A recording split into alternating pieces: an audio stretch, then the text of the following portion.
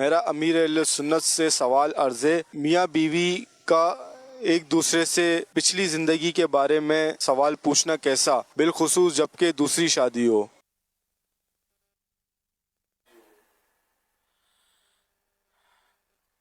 لڑائی جھگڑے کی تیاری ہے اور کیا.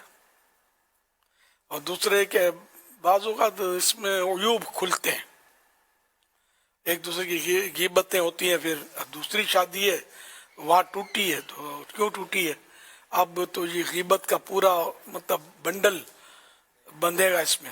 پھر خالی غیبت نہیں ہوگی، تہمت بھی ہوگی جو غیبت سے خطرناک ہے.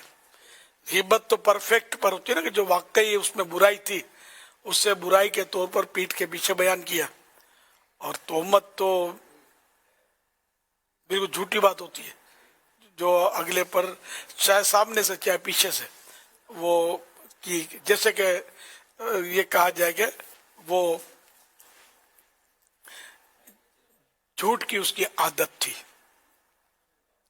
حالانکہ جھوٹ کی عادت نہیں تھی، ہے نا. تو یہ تہمت ہوئی، اب چاہے پیچھے سے کہا یا آگے سے کہا.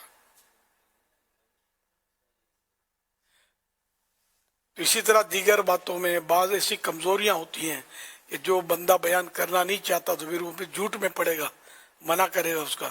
تو اس لیے وہ کرنا کیا ہے اس پر آدمی ڈن کرے، کیا کیا کیا اس کو چھوڑ دے، اس سے مطلب سارے پرابلم کریٹ ہوں گے. صلو علی الحبیب صلی اللہ علی محمد.